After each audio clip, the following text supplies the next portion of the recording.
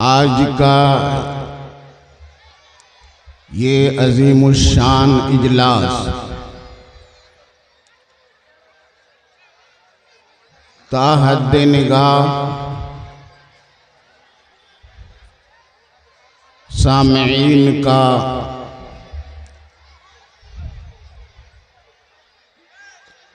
एक समंदर सा समा,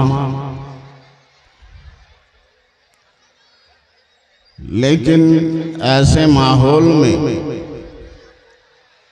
जबकि मजमा बड़ा हो और अफरा तफरी का माहौल हो, मैं समझता हूँ कोई भी संजीदा गुफ्तगू करना ये बहुत ही मुश्किल काम है। ऐसे माहौल में या तो मनक़बत खानी हो या तो फिर धुआंधार खिताब हो।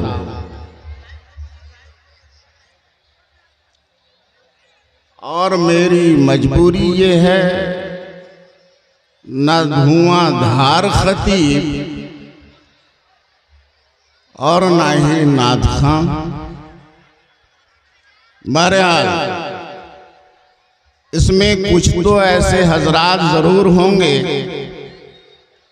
जो कुछ सुनने के लिए आए हैं और सुनने के बाद उस पे अमल करने का जज्बा भी साथ में लेके आए हैं।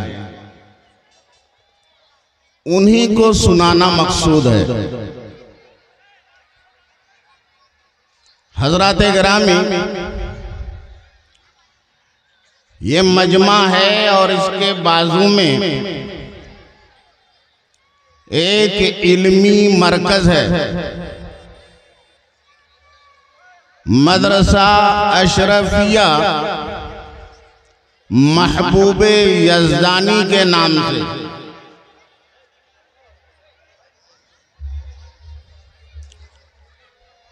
कॉन्फ्रेंसों में हम लाखों और करोड़ों रुपये खर्च करते हैं। मैं समझता हूं कि एक एक इलाके को अगर देखा जाए और हिसाब लगाया जाए तो हर साल कॉन्फ्रेंसों और बड़े जलसों में जो इखराजात होते हैं, जो खर्च होता है, वो कम से कम 1 करोड़ तो जरूर होगा पूरे साल। लेकिन मुझे बताया जाए कि ये जो जलसे होते हैं, ये जो कॉन्फ्रेंसें होती हैं, इन जलसों और कॉन्फ्रेंसों के करने का असल मकसद क्या है? मकसद है अवाम की इस्लाह। जो मदरसे में नहीं जा सकते, जो दारुल उलूम का रुख नहीं कर सकते, उन्हें दीन से करीब करने का जरिया है कॉन्फ्रेंस। उन्हें इल्म से करीब करने का जरिया है जलसा। तो ये जलसा एक जरिया है, कॉन्फ्रेंस एक जरिया है, और जरिया को हमने मकसूद बना लिया। जरिया और वसीला, फकत वसीला और जरिया होता है, असल मकसद कुछ और होता है। तो जलसों का मकसद है इस्लाहे अवाम। जलसों का मकसद है अवाम को इल्मे दीन से करीब करना, दीन से करीब करना। लेकिन ये मकसद तो किनारे रह जाता है और जलसों की होड़ लग जाती है। जलसा हुआ, कॉन्फ्रेंस हुई, बात खत्म हो गई। मकसद क्या हुआ? नतीजा कितना हासिल हुआ? कभी हमने इस पे गौर किया है? मेरे दोस्तों और बुजुर्गों, अच्छी बात है कसीर तादाद में लोग जलसों में आते हैं, कॉन्फ्रेंसों में आते हैं, लेकिन मैं ये कहना चाहता हूं जलसों का पार कम करो, जलसों का खर्चा कम करो, जलसा हल्का करो, अपने इल्मी मरकज को मजबूत करो। मदरसा अशरफिया महबूबे यज़दानी तुमको पुकार रहा है। तालीम यहां हो रही है, मदरसे का मियार और आगे कैसे बढ़ेगा? अगर मौलवियत तक की तालीम हो रही है तो आलमियत की तालीम कैसे होगी? अगर आलमियत की पढ़ाई हो रही है तो फजीलत की तालीम कैसे होगी? अगर फजीलत तक की तालीम किसी इदारे में है तो मुफ्ती कोर्स की तालीम कैसे होगी? मुफ्ती कैसे बनेंगे? ये हमारी फिक्र होनी चाहिए, ये हमारा असल मकसूद होना चाहिए। इसलिए मुसलमानों याद रखो, इल्म ही एक ऐसी चीज है, अगर किसी कौम को जिंदा रखना है तो उसमें इल्म को फरोग देना जरूरी है। अगर किसी कौम को सफाए हस्ती से मिटा देना है, अगर उसे नेस्तो नाबूद कर देना है तो बस इतना करो कि इल्म के मैदान से उसे दूर कर दो। आज जितनी भी तरक्की याफ्ता कौमें हैं और जितने भी ममालिक हैं, तरक्की याफ्ता ममालिक हैं, उन ममालिक के जितने भी लोग हैं, क्या उनके पास, क्या अमेरिका के पास, क्या रूस के पास, क्या वहां के लोगों के पास 4 हाथ हैं? क्या 4 पैर हैं? दिमाग 2 है? आंखें 4 हैं? नहीं, हमारी तरह उनके पास भी 2 पैर हैं, 2 हाथ हैं, 2 आंखें हैं, 1 दिमाग है। लेकिन क्या वजह है? आज दुनिया का वो सुपर पावर मुल्क है। वजह क्या है? सिर्फ और सिर्फ इल्म के मैदान में और टेक्नोलॉजी के मैदान में वो सबसे आगे हैं। इसलिए आज वो तरक्की की मंजिलों में वो आगे बढ़ते चले जा रहे हैं और दूसरी कौमें और दूसरे ममालिक उनके पीछे पीछे। इल्म एक नूर है, एक रोशनी है, और इल्मे दीन है तो फिर तो नूरुन अला नूर है। इल्मे दीन है तो नूरुन अला नूर है।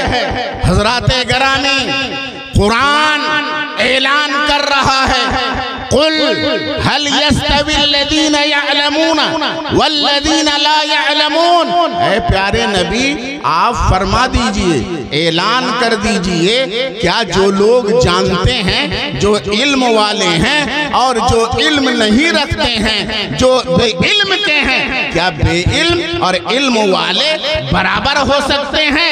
जरा अंदाज देखो, हल यस्तविल्लज़ीना, क्या बराबर हो सकते हैं? यहाँ पर ये नहीं कहा जा रहा है बराबर नहीं है, ये भी कहा जा सकता था कि इल्म वाले और बेइल्म बराबर नहीं हैं। लेकिन कुरान का अंदाज देखो, वो मुतनब्बिह कर रहा है, चौकन्ना कर रहा है, आपको झंझोड़ रहा है, सवाल के अंदाज में फरमा रहा है, कुल हल यस्तविल्लज़ीना यअलमून वल्लज़ीना ला यअलमून। नबी फरमा दीजिए, क्या जो जानते हैं, जो इल्म रखते हैं और जो इल्म नहीं रखते, क्या बराबर हो सकते हैं? बराबर नहीं हो सकते। दोनों बराबर नहीं हो सकते। एक मकाम पर कुरान ने ऐलान किया कि अंधा और बीना, अंधा और देखने वाला आँखियारा, ये दोनों बराबर नहीं हो सकते। इल्म वाला आँखियारा है, बेइल्म का इंसान अंधा है। कुरान कह रहा है आमा और बसीर, देखने वाला, आंखें रखने वाला और अंधा दोनों बराबर नहीं हो सकते। यूं समझ लो, इल्म वाला और बेइल्म का इंसान दोनों बराबर नहीं हो सकते। हजराते गिरामी, अगर इल्मे दीन की फजीलत पे गुफ्तगू की जाए तो कह राते ना काफी होंगे। अल्लाह के प्यारे नबी सल्लल्लाहु तआला अलैहि वसल्लम इरशाद फरमाते हैं, हजरत अबू हुरैरा रदियल्लाहु तआला अन्हु रिवायत फरमाते हैं, अल्लाह के रसूल सल्लल्लाहु तआला अलैहि वसल्लम ने इरशाद फरमाया, मन सलका तरीक़न यल्तमिसु फीहि इल्मन सहलल्लाहु लहू तरीक़न इलल जन्ना। जो शख्स इल्म दीन हासिल करने के लिए कोई रास्ता चलेगा, कोई रास्ता तय करेगा, तो अल्लाह तबारक व तआला उसके लिए जन्नत का रास्ता आसान फरमा देगा। इल्म दीन हासिल करने के लिए जो सफर करके जो जाता है, सफर में जो शख्स निकला, जो रास्ता चला हुसूल इल्म के लिए, नबी फरमाते हैं अल्लाह तबारक व तआला उसके लिए जन्नत का रास्ता आसान फरमा देता है। हजराते गिरामी, और मैं बताऊं, इल्म दीन का मामला ऐसा है कि इल्म दीन ही दीन है। इल्म दीन दीन है। जलीलुल कद्र ताबई हजरत अब्दुल्लाह इब्ने मुबारक रज़ियल्लाहु तआला अन्हु इरशाद फरमाते हैं, इन्ना हाज़ल इल्म दीनुन फंजुरू अम्मन ताखुज़ूना दीनकुम। ये इल्म दीन है, ये इल्म दीन है। फंजुरू अम्मन ताखुज़ूना दीनकुम, तो गौर कर लो, देख लो किससे तुम इल्म हासिल कर रहे हो, दीन हासिल कर रहे हो। हजराते गिरामी, ये इल्म दीन है। इसी वजह से जब तक इल्म दीन है, रुए जमीन पे दीन कायम है। इल्म के बगैर दीन का कयाम नहीं हो सकता। यही वजह है कि जब फरमाने रसूल के मुताबिक इस्लाम खाली नाम का रह जाएगा, इस्लाम सिर्फ नाम का रह जाएगा, उस वक्त इल्म दीन उठा लिया जाएगा। प्यारे नबी ने फरमाया इल्म उठा लिया जाएगा। सहाबाए किराम ने अर्ज किया, या रसूल अल्लाह, इल्म दीन कैसे उठा लिया जाएगा? हम अपने बच्चों को कुरान पढ़ाते हैं, हदीस सिखाते हैं, फिर वो अपने बच्चों को कुरान पढ़ाएंगे, हदीस सिखाएंगे, ये सिलसिला तो जारी रहेगा, तो फिर इल्म कैसे उठा लिया जाएगा? आप फरमाते हैं ना कि क़यामत के करीब इल्म उठा लिया जाएगा, तो कैसे इल्म उठा लिया जाएगा? प्यारे नबी ने इरशाद फरमाया, इल्म उठा लिए जाने का मतलब ये नहीं है कि सीने से इल्म निकल जाएगा, ये मतलब नहीं है, बल्कि इल्म उठाया जाएगा। इन्नमा युक़बज़ुल इल्मु बिक़ब्ज़िल उलमा, उलमा उठा लिए जाएंगे। एक बाद दीगरे उलमा उठा लिए जाएंगे। आप देख रहे होंगे उलमा दिन ब दिन कम होते चले जा रहे हैं। सही मानों में जो आलिमे दीन हैं उनकी तादाद घटती चली जा रही है। हाँ, टोपियों की तादाद बढ़ रही है, टोपियां बढ़ रही हैं, फारिगीन बढ़ रहे हैं, लेकिन उलमा की तादाद घट रही है। हरगिज़ मत समझो कि हर फारिग होने वाला जरूरी है कि वो आलिम दीन हो। हरगिज़ नहीं, आलिम होना और है, फारिग होना और है। फारिग होने का मतलब एक निसाब पढ़कर के फारिग हो गए, निसाब पूरा हो गया, सिलेबस पूरा हो गया। सिलेबस पढ़ने वाले को आलिम नहीं कहा जाता है। अगर ये क्लास पढ़ लिया वो मौलवी हो गया, ये क्लास पढ़ लिया, आलिम बन गया, ये क्लास पास कर गया, फाजिल हो गया, हमने डिग्री दे दी, आलिमियत की डिग्री दे दी, उसे आलिम कह दिया। लेकिन ये डिग्री तो हमने दी ना, आपने दी। ये हमारा और आपका बनाया हुआ सिलेबस है, हमारा और आपका बनाया हुआ ये उसूल है, ये ज़ाब्ता है। फला फला किताब जब पढ़ लेगा तो उसे आलिम की सर्टिफिकेट दे दी जाएगी, उसे आलिम की सनद दे दी जाएगी। लेकिन क्या वो आलिम है? आलिम कौन है? रब से पूछो। कुरान कह रहा है इन्नमा यख्शल्लाह मिन इबादिहिल उलमा, यकीनन आलिम वो है जिसके दिल में रब की खशियत है, जिसके दिल में अल्लाह का डर है।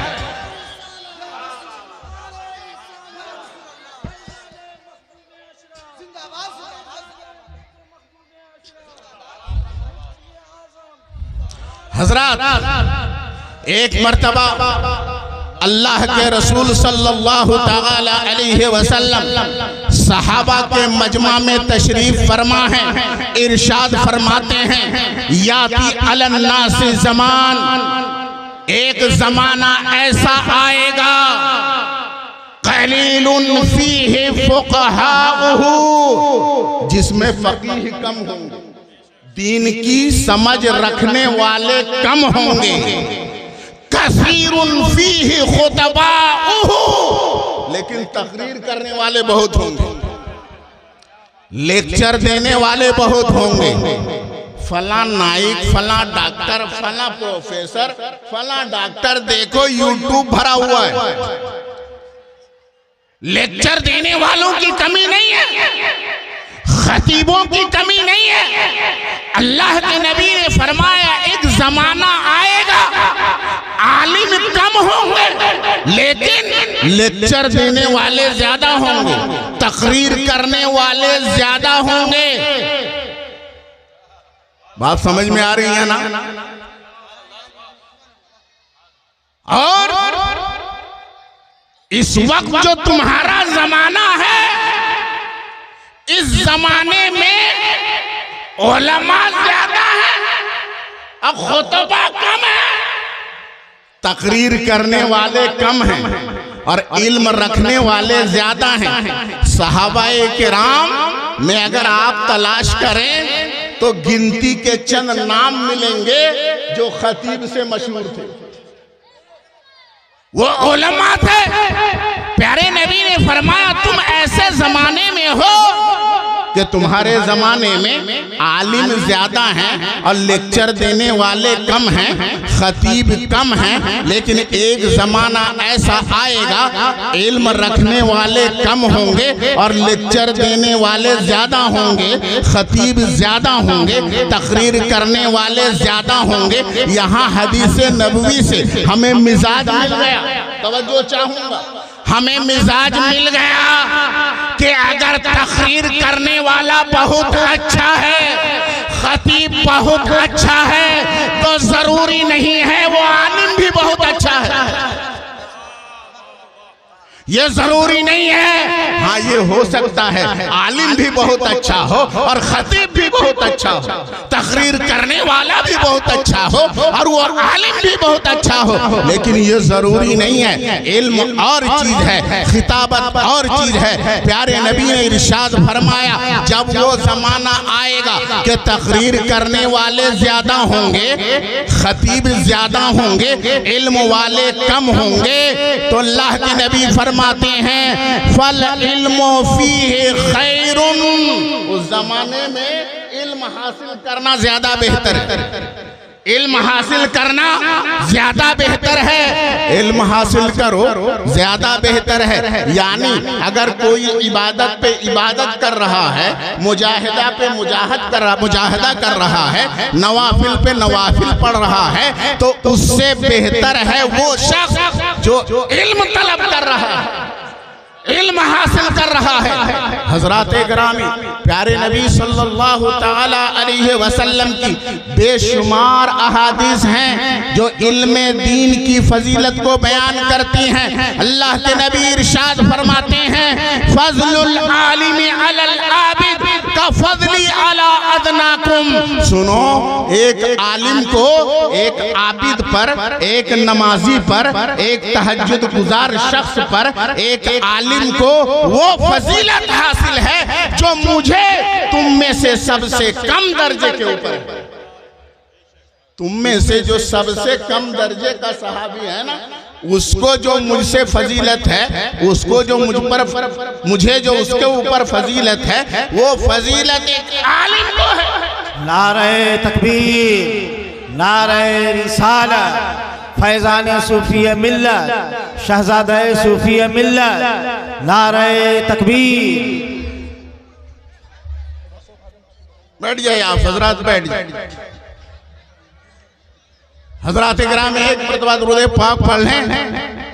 अल्लाहुम्मा सल्ली अला सय्यिदिना मौलाना मुहम्मद व अला आले सय्यिदिना व अला आले सय्यिदिना मौलाना मुहम्मद। तो मैं अर्ज कर रहा था, असल मकसद क्या है? अगर इल्म दीन को फरोग होगा तो दीन मजबूत होगा। हजरात गिरामी, इसलिए जरूरी है सबसे पहले आप मदरसे को मजबूत करें, मदरसे को मजबूत करें। आप जिनकी सालाना फातिहा में यहां पर तशरीफ लाए हैं, उन्होंने मदरसा कायम किया ना, मदरसा वो चला रहे थे। तो मदरसा बनाना, मदरसा चलाना जब उनका मकसद था, उनकी जिंदगी का मकसद था, तो उनको खुशी कब होगी? जब तुम मदरसे पे ध्यान दो, मदरसे को आगे बढ़ाओगे। लेकिन बदकिस्मती से मैं बहुत कड़वी बात में पेश कर रहा हूं, लेकिन हकीकत है, बुरा मानो लेकिन है हकीकत। जब तक पीर साहब मौजूद हैं, पीर साहब जब तक मौजूद हैं, पीर साहब बोलते बोलते थक जाते हैं, मदरसे के लिए एक गाड़ी ईंटा दे दो, गिट्टी दे दो, 10 बोरी सीमेंट दे दो। कितने लोग आगे बढ़ते हैं? बोलिए। चप्पल घिस जाती है, गांव गांव जाकर के जलसा करना, चंदा इकट्ठा करना। जब तक जिंदा रहते हैं पीर साहब चंदे की अपील करते रहते हैं, करते रहते हैं। लेकिन पूरी जिंदगी में मैं समझता हूं 10-20 लाख रुपए वो बैलेंस नहीं कर पाते। लेकिन मुझे बताया जाए, जब इंतकाल हो जाता है तो देखते देखते 50 लाख का चंदा क्यों हो जाता है? क्यों? उन्होंने देखा नहीं अपनी जिंदगी को, आपके जज्बे को नहीं देखा। अरे आपका ये पैसा अगर उनकी जिंदगी में आता, मैं किसी एक फर्द की बात नहीं कर रहा हूं, एक आम बात में अर्ज कर रहा हूं। अरे अगर वो अपनी जिंदगी में देखते कि आपको आवाज दी और 1 घंटे के अंदर 50 लाख का चंदा हो गया, तो उनको रूहानी खुशी हासिल होती और वो मदरसे को आगे बढ़ा देते, कहां से कहां पहुंचा देते। लेकिन आप दे रहे हैं तो उनके इंतकाल के बाद दे रहे हैं, उनके इंतकाल के बाद दे रहे हैं। और फिर दे रहे हैं तो किस लिए दे रहे हैं? ताकि आलीशान मजार बन जाए। मैं अर्ज कर रहा हूं, क्यों दे रहे हैं? आलीशान मजार बन जाए, करोड़ों रुपया खर्च हो जाए मजार पे, देखने वाले मजार की तारीफ करें। मैं आपसे पूछना चाहता हूं, मजार बन जाए, आलीशान मजार बन गया, मैं आपको बताना चाह रहा हूं, बोलिए अगर 1 करोड़ रुपया हमने मजार की तामीर में खर्च किया, क्या साहिबे मजार का रुतबा कुछ बढ़ गया? बोलिए। हम बहुत अच्छा गुंबद बना लेंगे, आलीशान बिल्डिंग बना लेंगे मजार के ऊपर। क्या साहिबे मजार का रुतबा बढ़ेगा? कुछ बढ़ेगा? और अगर हमने छोटा सा मजार बनाया, कम खर्च किया, 10 लाख के बजाय हमने 5 लाख खर्च किया, तो क्या मजार साहिबे मजार का कुछ रुतबा घट जाएगा? घटेगा? बोलो। जब आपके खर्च ज्यादा करने से रुतबा बढ़ेगा नहीं, कम खर्च करने से रुतबा घटेगा नहीं, तो फिर ज्यादा खर्च करने का मतलब क्या है? वजह क्या है? हम क्यों खर्च कर रहे हैं? इसका मतलब ये है हम दुनिया को दिखाना चाह रहे हैं। इसका मतलब हम दुनिया को दिखाना चाह रहे हैं, और जो अमल दुनिया को दिखाने के लिए हो वो खुदा के यहाँ मकबूल नहीं है, वो खुदा को पसंद नहीं है। और अल्लाह को जब पसंद नहीं है तो किसी अल्लाह वाले को भी पसंद नहीं, किसी अल्लाह वाले को भी पसंद नहीं है। अल्लाह वाला जो मजार में है उसको तुम्हारे फूल की जरूरत नहीं, तुम्हारे अगरबत्ती की जरूरत नहीं है, तुम्हारे शीरनी की जरूरत नहीं है। क्या शीरनी लेके जाओगे वो खुश हो जाएंगे? अगरबत्ती लेके जाओगे खुश हो जाएंगे? 1 लाख की चादर चढ़ाओगे खुश हो जाएंगे? नहीं। अरे उनकी खुशी किसमें थी? वो नमाज पढ़ते थे, इबादत करते थे, सदका खैरात करते थे, दीन का काम करते थे। अगर वही पैसा दीन के काम में लगाओगे तो उस अल्लाह वाले की रूह खुश हो जाएगी, उस साहिबे मजार की रूह खुश हो जाएगी। अगर उन्होंने मदरसा कायम किया है, अगर वो पैसा तुमने मदरसे में लगाया, मुदर्रिसीन में लगाया, तालीम में लगाया, किताबों में लगाया और तालीम को फरोग देने में लगाया, तो रूह खुश होगी। और जब रूह खुश होगी सवाब मिलेगा। जब सवाब मिलेगा तो दर्जा बढ़ेगा कि नहीं बढ़ेगा? रुतबा बढ़ेगा कि नहीं बढ़ेगा? नेकियों से रुतबा बढ़ता है, नेक कामों से रुतबा बढ़ता है। जब तुम्हारा ये अमल दिखावे का अमल जब अल्लाह के यहाँ कबूल ही नहीं है, जब ये नेकी में शुमार ही नहीं है, जब शुमार नहीं है तो चाहे तुम 10 करोड़ का मजार बना दो, साहिबे मजार को कोई फायदा होने वाला नहीं है। और अगर तुमने उनके मिशन में पैसा लगाया तो थोड़ा भी अगर पैसा तुमने लगाया उनके मिशन के लिए तो उनको सवाब मिलेगा, दर्जा ऊपर आएगा, दर्जा ऊंचा होगा। हजराते गिराम, इसलिए मिजाज बदलो, मिजाज बदलो सुन्नियों। कॉन्फ्रेंसों में बेजा खर्च मत करो। मैं बात सच्ची कह रहा हूं। मैं आपसे पूछना चाहता हूं, ये जो 5, 10 लाख 20 लाख खर्च करके जो जलसा करते हैं, कौन करते हैं? हम और आप करते हैं कि नहीं? पैसा किसका होता है? आपका होता है, हमारा होता है कि नहीं? अवाम का होता है, पब्लिक का होता है। बुलाते हैं बाहर से एक गवैये को, तवज्जो दीजिएगा, मैं जिम्मेदारी के साथ कह रहा हूं, गवैया उसको दिया जाता है 60,000 रुपये, 70,000 रुपये। और हमारे इलाके के जो नादखां हैं बेचारे, जो इमाम हैं, जो आपके जनाजे में शरीक, आपके निकाह में, आपकी हर दीनी जरूरत में उस इमाम के लिए 1,000 रुपये आपकी जेब से नहीं निकलते। 60,000 दे करके बाहर से गवैया बुला रहे। नादखां आपके गांव के हैं, आपके मोहल्ले के हैं, उसको आप 100-200 रुपया देने में हिचकिचाएंगे, लेकिन बाहर से गवैया आएगा, बस नोटों की गड्डी, बस बस बस लुटा रहे हैं। ये नेकी है? सवाब मिलेगा? बोलो, नेकी के इरादे से कर रहे हो ना? अरे जिसे तुम नेकी समझते हो जरूरी नहीं है वो नेकी हो। जिसे तुम इस्लाम समझ रहे हो जरूरी नहीं है वो इस्लाम हो। अरे इस्लाम वो है जो पैगंबर इस्लाम ने हमें दिया है। जो बुजुर्गों ने हमें दिया है, ये कहाँ का तरीका है? नोटों की गड्डी निकाल करके तुम उसके सर पे उतारते हो, कहाँ का तरीका है ये? हजरात गिरामी, हालत ये है, मुदर्रिस की तनख्वाह देखो, नानी मर जाती है, मुदर्रिस की तनख्वाह बढ़ाने में जान निकल जाती है। मुश्किल से मैं कहता हूँ इस इलाके में उस्ताद की तनख्वाह किसी मदरसे के मुदर्रिस की तनख्वाह कितनी होगी?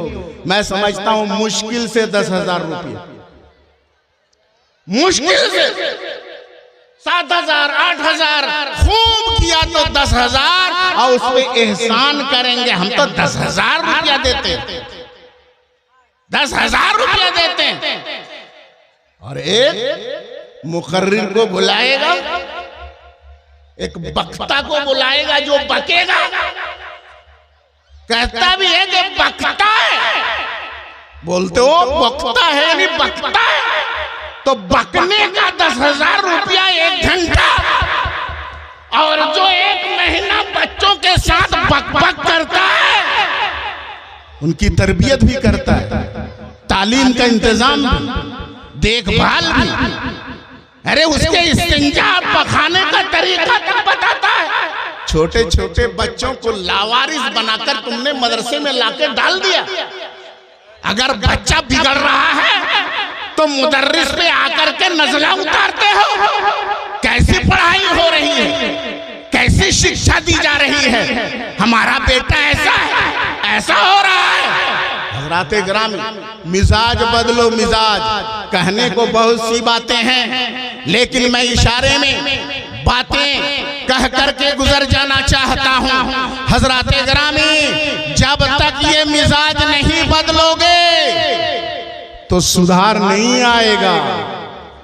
कौम सुधरने वाली नहीं है। जलसों पे जलसे कर लो, कॉन्फ्रेंसों पे कॉन्फ्रेंसें कर डालो, मजमा इकट्ठा हो जाएगा।